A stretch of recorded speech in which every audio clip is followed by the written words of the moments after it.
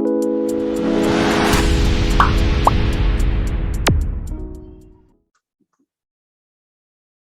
All, welcome to our new session. നവംബറിൽ നടക്കാനിരിക്കുന്ന electrician എക്സാമിന്റെ ക്രാഷ് കോഴ്സ് ആണ് നമ്മൾ ഇന്ന് സ്റ്റാർട്ട് ചെയ്യുന്നത്. നമുക്ക് ആദ്യം ഈ ഇലക്ട്രീഷ്യൻ എക്സാം ഏതൊക്കെ ഡിപ്പാർട്ട്മെന്റിലോട്ടുള്ള ഒരു കോമൺ എക്സാം ആണെന്ന് നമുക്ക് നോക്കാം. കേരള സ്റ്റേറ്റ് ഫിലിം ഡെവലപ്മെന്റ്, അതുപോലെ tourism, ceramic limited, agriculture department and farmers welfare department, ഇത്രയും ഡിപ്പാർട്ട്മെന്റിലോട്ടുള്ള ഇലക്ട്രീഷ്യൻ തസ്തികയിലെ ഒരു കോമൺ എക്സാം ആണ് നവംബറിൽ നടക്കാനിരിക്കുന്നത്. അതിന്റെ കാറ്റഗറി നമ്പേഴ്സ് ആണ് നമ്മൾ താഴെ കൊടുത്തിട്ടുള്ളത്. നമ്മുടെ സിലബസിൽ നമ്മൾ ഫസ്റ്റ് മൊഡ്യൂൾ ആയിട്ട് പറയുന്നത് ബേസിക് ഇലക്ട്രിസിറ്റി എന്ന് പറയുന്ന ഒരു സബ്ജക്ട് അല്ലെങ്കിൽ ഒരു ടോപ്പിക് ആണ്. അതിൽ വരുന്ന ടോപ്പിക്കുകളാണ് fundamental of electricity, flux and soldering technique, property of resistance, conductor, insulator, semi conductor, types of wires and cables. അപ്പൊ നമുക്ക് ആ ബേസിക് ഇലക്ട്രിസിറ്റിയിൽ നിന്ന് തന്നെ തുടങ്ങാം. അപ്പൊ നമ്മൾ ഫസ്റ്റ് നോക്കാൻ പോകുന്ന ടോപ്പിക് ആണ് ഇലക്ട്രിക് സർക്യൂട്ട്. ഒരു കറണ്ട് ഫ്ലോ ചെയ്യാനുള്ള ഒരു പാത്തിനെ നമുക്ക് വേണമെങ്കിൽ ഇലക്ട്രിക് സർക്യൂട്ട് എന്ന് വിളിക്കാം, അല്ലെങ്കിൽ ഒരു ഇലക്ട്രിക്കൽ പാത്തിനെ നമുക്ക് എന്തെന്ന് പറയാം, ഇലക്ട്രിക് സർക്യൂട്ട് എന്ന് പറയാം. അപ്പൊ ഒരു ഇലക്ട്രിക് സർക്യൂട്ടില് ഒരു സോഴ്സ് ഉണ്ടായിരിക്കണം. കാരണം ഒരു സോഴ്സ് ഉണ്ടെങ്കിലേ ഈ കറണ്ടിന് പോകാനുള്ള ഒരു പുഷിങ് എനർജി കൊടുക്കാൻ ഒരാൾ വേണം. സോ ഒരു സോഴ്സ് ഉണ്ടായിരിക്കണം. ഈ കറണ്ട് ഫ്ലോ ചെയ്യണമെങ്കിൽ കറണ്ടിന് ഒരു പാത്ത് കൊടുക്കാനായിട്ട് ഒരു കണ്ടക്ടർ അവിടെ വേണം. ഇനി ഈ കറണ്ട് പോയി ഇതൊരു ലോഡിലോട്ട് എത്തണം, എന്നാലാണ് നമുക്ക് അത് ഇപ്പൊ ഒരു ബൾബാണ് നമ്മൾ കണക്ട് ചെയ്യുന്നുണ്ടെങ്കിൽ ആ ബൾബ് എന്ത് ചെയ്യണം, ഒന്നെങ്കിൽ ഓൺ ആവും ഓഫ് ആവും. അതിനു വേണ്ടിയാണ് നമ്മൾ ആ സർക്യൂട്ട് വെച്ചിട്ടുള്ളത്. സോ നമുക്ക് എന്ത് വേണം, ഈ കൊടുക്കുന്ന സോഴ്സിൽ നിന്ന് വരുന്ന എനർജി യൂസ് ചെയ്യാൻ ഒരാൾ വേണം. അതാണ് നമ്മുടെ ലോഡ് എന്ന് പറയുന്നത്. പിന്നെ ആര് വേണം, ഇവിടുത്തെ കറണ്ട് ഫ്ലോയിനെ നമുക്ക് കൺട്രോൾ ചെയ്യണമെങ്കിൽ നമുക്ക് എന്ത് വേണ്ടി വരും, ഒരു കൺട്രോൾ മെക്കാനിസം അല്ലെങ്കിൽ ഒരു സ്വിച്ച് വേണ്ടി വരും. ഓക്കെ, ഇതൊക്കെ കൂടുന്നതാണ് എന്ത് എന്ന് പറയുന്നത്, ഒരു ഇലക്ട്രിക് സർക്യൂട്ട് എന്ന് പറയുന്നത്. ഒരു എക്സാമ്പിൾ എടുക്കുകയാണെങ്കിൽ ഒരു ബാറ്ററി, ഒരു സ്വിച്ച്, ഒരു ലാമ്പ്. ഓക്കെ, ഇത്രയും കൂടുന്നത് നമുക്ക് എന്തായിട്ടാ പറയാം, ഒരു ഇലക്ട്രിക് സർക്യൂട്ട് ആയിട്ട് വരാം. അപ്പൊ ഒരു കറണ്ട് ഫ്ലോ ചെയ്യാനുള്ള ഒരു പാത്താണ് എന്ത്, ഇലക്ട്രിക് സർക്യൂട്ട് എന്ന് പറയുന്നത്. ഇനി ഇതുമായിട്ട് റിലേറ്റ് ചെയ്ത് വരുന്ന രണ്ട് ടോപ്പിക്കുകളാണ്. ഒന്ന് ഓപ്പൺ സർക്യൂട്ട്, രണ്ട് ടേമുകളാണ്. ഓപ്പൺ സർക്യൂട്ടും ഉണ്ട്, അതുപോലെ തന്നെ ഷോർട്ട് സർക്യൂട്ടും ഉണ്ട്. ഓപ്പൺ സർക്യൂട്ട് എന്ന് പറഞ്ഞാൽ ആ ഒരു കറണ്ടിന് ഇവിടെ ഫ്ലോ ചെയ്യേണ്ട, ഒരു ഇലക്ട്രിക് സർക്യൂട്ടിൽ ഫ്ലോ ചെയ്യേണ്ട കറണ്ടിന് ഒരു കണ്ടിന്യൂസ് പാത്ത് കിട്ടാണ്ട് വരുമ്പോൾ അവിടെ എന്തായി, കറണ്ട് ഫ്ലോ ചെയ്യുന്നില്ല അല്ലെ. അതിനെ നമുക്ക് എന്തെന്ന് വിളിക്കാം, ഓപ്പൺ സർക്യൂട്ട് എന്ന് വിളിക്കാം. ഇപ്പോ ഉദാഹരണം പറഞ്ഞിട്ടുണ്ടെങ്കിൽ നമ്മളിപ്പോ ഇവിടെ ഒരു ബാറ്ററി കണക്ട് ചെയ്തിട്ടുണ്ട്. ഓക്കെ, എന്നിട്ട് ഇവിടെ നമ്മൾ കുറെ ലാമ്പ് ഇങ്ങനെ സീരീസ് ആയിട്ട് കണക്ട് ചെയ്തിരിക്കും. നമ്മൾ എന്ത് ചെയ്തു, ഈ സ്വിച്ച് അങ്ങ് ഓപ്പൺ ആക്കി. ഓക്കെ, ഈ സ്വിച്ച് അങ്ങ് നമ്മൾ ഓപ്പൺ ആക്കി കഴിഞ്ഞപ്പോൾ ഈ ബാറ്ററിയുടെ കണക്ഷൻ നമ്മുടെ ലോഡ് ആയിട്ടുള്ള ഈ ബൾബിലോട്ട് കിട്ടുന്നില്ല.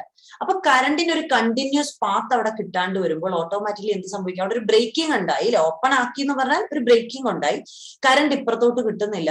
അപ്പോ നമ്മുടെ ലോഡ് നോക്കുകയാണെങ്കിൽ ലോഡിൽ നമുക്ക് എന്ത് കിട്ടത്തില്ല, ലോഡിൽ കറണ്ട് ഫ്ലോ ഉണ്ടാവില്ല. ഈ ഒരു ഫിഗർ വെച്ച് പറയുമ്പോൾ ഓപ്പൺ സർക്യൂട്ട് എന്ന് പറഞ്ഞാൽ ഇവിടെ ഒരു ഓപ്പണിംഗ് ഉണ്ടായി കഴിഞ്ഞപ്പോൾ കറണ്ടിന് കണ്ടിന്യൂസ് പാത്ത് അവിടെ ഇല്ല. So current has no continuous path. Okay, no continuous path, കറണ്ടിന് കണ്ടിന്യൂസ് പാത്ത് ഇല്ല. ഇനി ഇങ്ങനെ ഓപ്പൺ സർക്യൂട്ട് ആവുന്ന കണ്ടീഷനില് റെസിസ്റ്റൻസ് നമ്മൾ പറയുകയാണെങ്കിൽ കറണ്ട് അവിടെ ഫ്ലോ ചെയ്യാൻ പാടില്ല അല്ലെ ഓപ്പൺ സർക്യൂട്ടില്.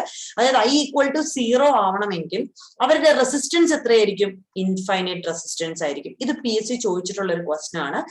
ഓപ്പൺ സർക്യൂട്ട് കണ്ടീഷനിൽ ഉണ്ടാവുന്ന സ്വിച്ചിന്റെ റെസിസ്റ്റൻസ് എത്രയാണ്, അല്ലെങ്കിൽ അവിടുത്തെ കറണ്ട്, അതിലൂടെ ഫ്ലോ ചെയ്യുന്ന കറണ്ട് എത്രയാണെന്ന് PSC ചോദിച്ചിട്ടുണ്ട്. ആ ഒരു പാത്തിന്റെ റെസിസ്റ്റൻസ് എന്ന് പറയുമ്പോൾ ഇൻഫൈനൈറ്റ് റെസിസ്റ്റൻസ് ആണ്, അത്രയും കൂടുതൽ റെസിസ്റ്റൻസ് ആണ്. സോ അതിലൂടെ പോകുന്ന കറണ്ട് അപ്പൊ എത്രയായിരിക്കും, 0 കറണ്ട് ആയിരിക്കും. ഇതാണ് ഓപ്പൺ സർക്യൂട്ട് കണ്ടീഷൻ എന്ന് പറയുമ്പോൾ. ഇനി ഷോർട്ട് സർക്യൂട്ട് കണ്ടീഷൻ എന്ന് പറയുമ്പോൾ സപ്പോസ് ഈ ഒരു ബാറ്ററി ഉണ്ട്, ഇവിടെ ഒരു റെസിസ്റ്റർ വെച്ചിട്ടുണ്ട്, പിന്നെ നമ്മൾ നോക്കിയേ ഈ ഒരു സ്വിച്ചിന്റെ ഇവിടെയായിട്ട് ആ സ്വിച്ച് ഇരുന്ന പോർഷനിൽ നമ്മളൊരു ഷോർട്ട് സർക്യൂട്ട് കാണിച്ചു. പിന്നെ എന്ത് ചെയ്തു, ഇതിന്റെ ഈ ഷോർട്ട് സർക്യൂട്ട് പാത്തിന്റെ അക്രോസ് ഒരു ബൾബ് നമ്മൾ കണക്ട് ചെയ്തിട്ടുണ്ട് വിചാരിക്കുക. അതായത് ഇവിടെ നമ്മൾ AB എന്ന് പറയുന്ന പോയിന്റിൽ ഇവിടെ സ്വിച്ച് ഓപ്പൺ ആയിരുന്നു. ഇവിടെ നമ്മൾ എന്ത് ചെയ്തു, AB എന്ന് പറയുന്ന രണ്ട് പോയിന്റ് അല്ലെങ്കിൽ ആ രണ്ട് ടെർമിനൽസിന്റെ ഇടയ്ക്ക് എന്ത് ചെയ്തു, ഒരു വയർ വെച്ച് നമ്മൾ ഷോർട്ട് ചെയ്തു. അതായത് AB എന്ന് പറഞ്ഞ രണ്ടു പേരുടെ എന്തായിരിക്കും, പൊട്ടൻഷ്യൽ സെയിം ആയിരിക്കും അല്ലെ, ഒരേ പൊട്ടൻഷ്യൽ ആണ്. നമ്മൾ എന്ത് ചെയ്തു, ഷോർട്ട് ചെയ്തേക്കാണ്. അപ്പൊ ഓട്ടോമാറ്റിക്കലി ഈ Aക്കും Bക്കും അക്രോസ് വരുന്ന വോൾട്ടേജ് എത്രയായിരിക്കും, നമ്മളൊരു ഈ ഒരു പോയിന്റിലെ വോൾട്ടേജ് VA ആണ്, ഈ ഒരു പോയിന്റിലെ വോൾട്ടേജ് VB ആണ്. നമ്മൾ പറഞ്ഞു ഷോർട്ട് ചെയ്യാന്ന് പറഞ്ഞാൽ ആ 2 പോയിന്റിന്റെയും പൊട്ടൻഷ്യൽ എന്താക്കുകയാണ് നമ്മൾ ചെയ്തത്, സെയിം ആക്കുകയാണ് ചെയ്തത്. സോ അങ്ങനെയാണെങ്കിൽ VAയും VB ഈക്വൽ ആണെങ്കിൽ VA മൈനസ് VB എന്ന് പറഞ്ഞാൽ അത് എത്രയായിരിക്കും, 0 ആയിരിക്കും. അപ്പൊ ഒന്നാമത് ഓർത്തിരിക്കുക, ഷോർട്ട് ചെയ്യുന്ന പാത്തിന്റെ വോൾട്ടേജ് എന്ന് പറഞ്ഞിട്ടുണ്ടെങ്കിൽ എത്രയായിരിക്കും, 0 ആയിരിക്കും. അപ്പോ ഇനി അടുത്ത പോയിന്റ്, ഈ പറയുന്ന പാത്തിന്റെ റെസിസ്റ്റൻസ് എന്ന് പറഞ്ഞിട്ടുണ്ടെങ്കിൽ എത്ര മിനിമം ആണോ അത്രയും മിനിമം ആയിരിക്കും. സോ നമുക്കിത് അപ്രോക്സിമേറ്റ് 0 എന്ന് പറയാം. അപ്പൊ ഈ ഷോർട്ട് ചെയ്തിരിക്കുന്ന ഈ ഒരു പാത്തിന്റെ റെസിസ്റ്റൻസ് എത്രയായിരിക്കും, മിനിമം അല്ലെങ്കിൽ 0 ആയിരിക്കും, അപ്രോക്സിമേറ്റ് വെരി ലോ വാല്യൂ ആയിരിക്കും. ഈ റെസിസ്റ്റൻസ് അല്ലെങ്കിൽ പ്രതിരോധം ഏറ്റവും മിനിമം ആവുക എന്ന് പറഞ്ഞിട്ടുണ്ടെങ്കിൽ അതിന്റെ അർത്ഥം എന്താണ്, അത്രയും കൂടുതൽ കറണ്ട് അതിലൂടെ ഫ്ലോ ചെയ്യുന്നുണ്ടെന്ന്.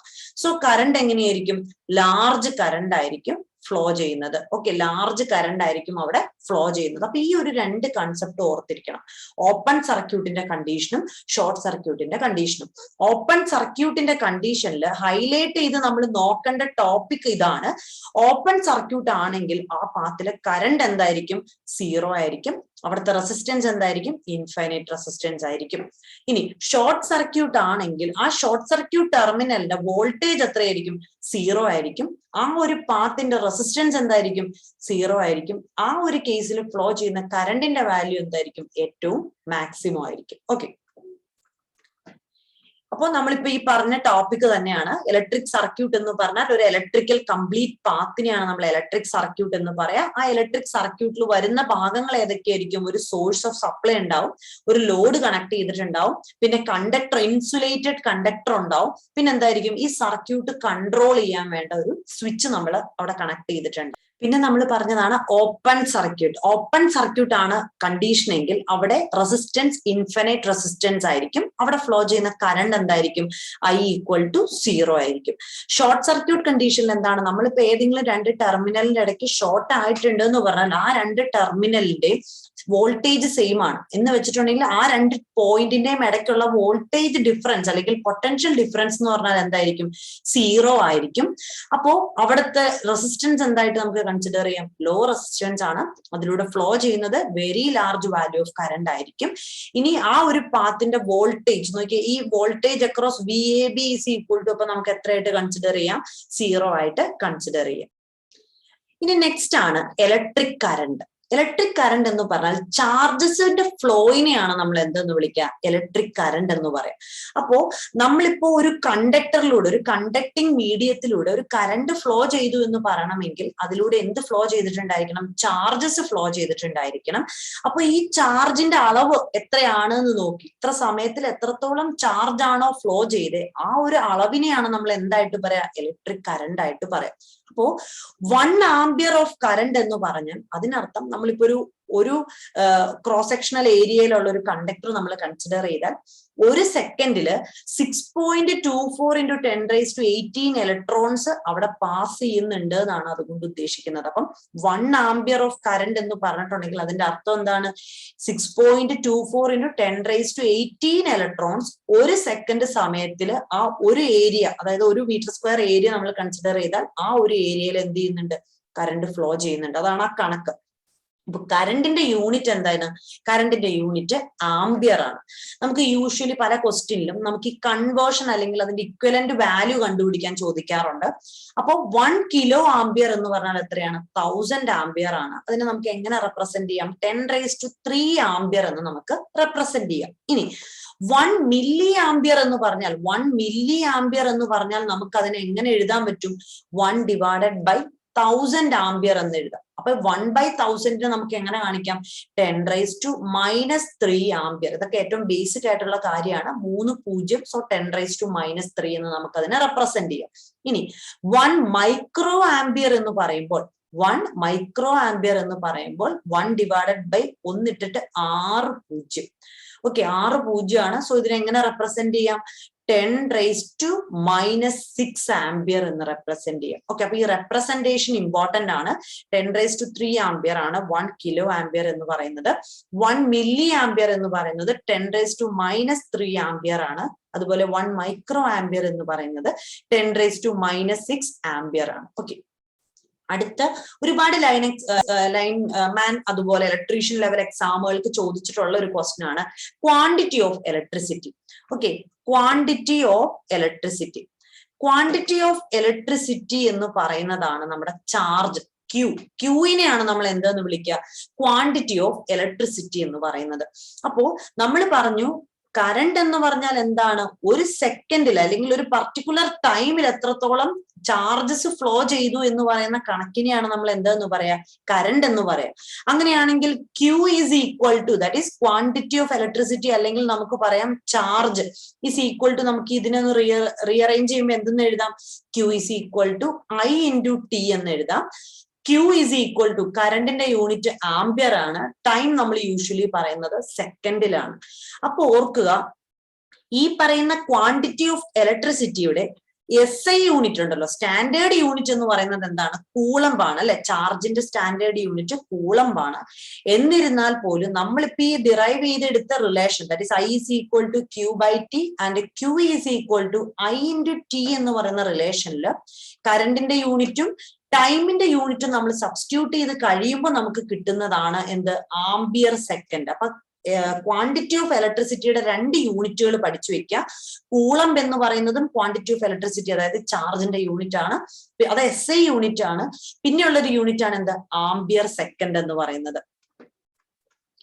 ഓക്കെ, അപ്പൊ അതാണ് ഇവിടെ എക്സ്പ്ലെയിൻ ചെയ്തിട്ടുള്ളത്. That is current into time ആണ് ക്വാണ്ടിറ്റി ഓഫ് ഇലക്ട്രിസിറ്റി. ചിലപ്പോൾ നിങ്ങളോട് ചോദിക്കാം find the quantity of electricity എന്ന് പറഞ്ഞിട്ട് നിങ്ങൾക്ക് ചിലപ്പോൾ ഒരു കറണ്ടിന്റെയോ അല്ലെങ്കിൽ ഒരു ടൈമിന്റെ ഒക്കെ വാല്യൂ ക്വസ്റ്റ്യനിൽ തന്നിട്ടുണ്ടാവും.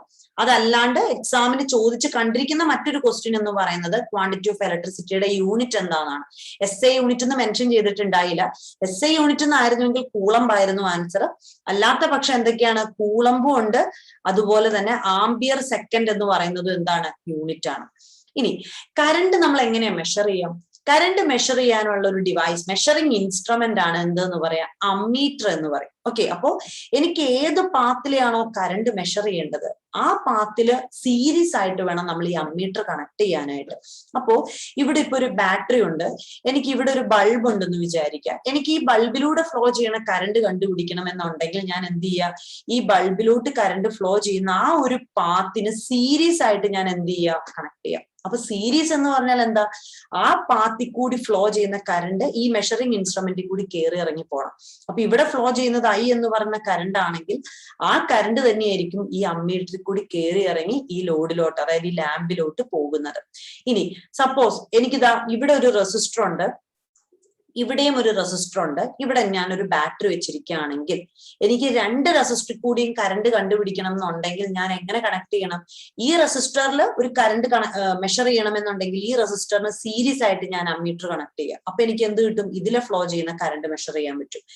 ഈ റെസിസ്റ്റർ കൂടെ ഫ്ലോ ചെയ്യുന്ന കറണ്ട് കണ്ടുപിടിക്കണമെങ്കിൽ ആ പാത്തിന് സീരീസ് ആയിട്ട് ഞാൻ എന്ത് കണക്ട് ചെയ്യണം, അമ്മീറ്റർ കണക്ട് ചെയ്യണം കേട്ടോ. അപ്പൊ ആ ഒരു ഐഡിയ നമുക്ക് ഉണ്ടായിരിക്കണം. ഇനി നമ്മൾ പറഞ്ഞു ഇലക്ട്രിക് കറണ്ട് എന്ന് പറഞ്ഞാൽ ചാർജിന്റെ ഫ്ലോയിനെയാണ് നമ്മൾ എന്തെന്ന് വിളിക്കുക, ഇലക്ട്രിക് കറണ്ട് എന്ന് വിളിക്കുക.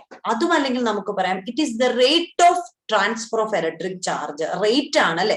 അപ്പൊ വിത്ത് റെസ്പെക്ട് ടു ടൈം നമുക്ക് പറയാം എത്രത്തോളം, ഇത്ര സമയത്തിനുള്ളിൽ എത്രത്തോളം ചാർജ് ഫ്ലോ ചെയ്തു എന്നുള്ള ആ ഒരു റേറ്റിനെയാണ് നമ്മൾ എന്തെന്ന് വിളിക്കുക, ഇലക്ട്രിക് കറണ്ട് എന്ന് വിളിക്കുക. ഇലക്ട്രീഷ്യൻ ലെവൽ എക്സാം ആണ്, ഒരുപാട് ബേസിക് ആയിട്ടുള്ള ക്വസ്റ്റ്യൻസ് ചോദിക്കാൻ സാധ്യതയുണ്ട്. അപ്പൊ ഓർക്കുക 1 കൂളംബ്, അതായത് ഒരു ചാർജ് എന്ന് പറഞ്ഞാൽ എത്രയാണ്, ഒന്നുകിൽ നമുക്ക് 624 × 10⁻16 ഇലക്ട്രോൺസ് എന്ന് പറയാം, അല്ലെങ്കിലോ 6.24 × 10⁻18 ഇലക്ട്രോൺസ്. രണ്ടും സെയിം തന്നെയാണ്. നമ്മൾ പോയിന്റ് ഇട്ട് പറഞ്ഞു, പോയിന്റ് ഇടാണ്ട് പറഞ്ഞു എന്ന് മാത്രമേ ഉള്ളൂ. അതായിരിക്കും ഒരു കൂളംബ് അല്ലെങ്കിൽ ഒരു ക്വാണ്ടിറ്റി ഓഫ് ഇലക്ട്രിസിറ്റിയുടെ വാല്യൂ എന്ന് പറയുന്നത്. 1 കൂളംബ് ചാർജിന്റെ വാല്യൂ ആണ് ഈ പറയുന്നത്. അപ്പോ ഈ ഇലക്ട്രോണിന്റെ ചാർജ് നമ്മൾ അറിയണം അല്ലെ. അപ്പൊ 1 ഇലക്ട്രോൺ ഈസ് ഈക്വൽ ടു എത്രയാണ്, ഇലക്ട്രോണിന്റെ ചാർജ് നെഗറ്റീവ് ആയതുകൊണ്ടാണ് ഇതിനെ നെഗറ്റീവ് 1.6 × 10⁻⁻19 കൂളം എന്ന് റെപ്രസെന്റ് ചെയ്തത്. ഇനി നമ്മൾ കറണ്ടിന്റെ expression rate of transfer of electric charge, so I is equal to DQ എന്ന് പറയുമ്പോൾ ചെറിയ ചേഞ്ച് ആയിട്ട് നമ്മൾ പറഞ്ഞു എന്നുള്ളൂ കേട്ടോ, ചേഞ്ച് പറഞ്ഞു എന്നുള്ളൂ. I is equal to DQ/dt. കറണ്ടിന്റെ യൂണിറ്റ് ആംപിയർ ആണ്. അപ്പോ ആംപിയറിനെ നമുക്ക് ഡിറൈവ് ചെയ്തെടുക്കാവുന്ന മറ്റു യൂണിറ്റ് ആണ് എന്ത്, കൂളംബ് പെർ സെക്കൻഡ് എന്ന് പറയുന്നത്. അപ്പൊ കറണ്ടിൽ നിന്ന് ആംപിയറിന്റെ മറ്റൊരു ഡിറൈവ്ഡ് യൂണിറ്റ് ആണ് എന്ത് എന്ന് പറയാം, കൂളംബ് പെർ സെക്കൻഡ് എന്ന് പറയുന്നത്.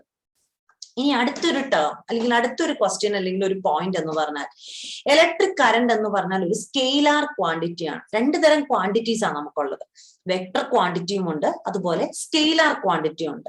വെക്ടർ ക്വാണ്ടിറ്റി എന്ന് പറയുമ്പോൾ ആ ഒരു ക്വാണ്ടിറ്റിക്ക് വ്യക്തമായ ഒരു മാഗ്നിറ്റ്യൂഡും ഡയറക്ഷനും പറയുമ്പോഴാണ് ആ ക്വാണ്ടിറ്റി എന്താവുന്നത്, ഒരു വെക്ടർ ക്വാണ്ടിറ്റി ആവുന്നത്.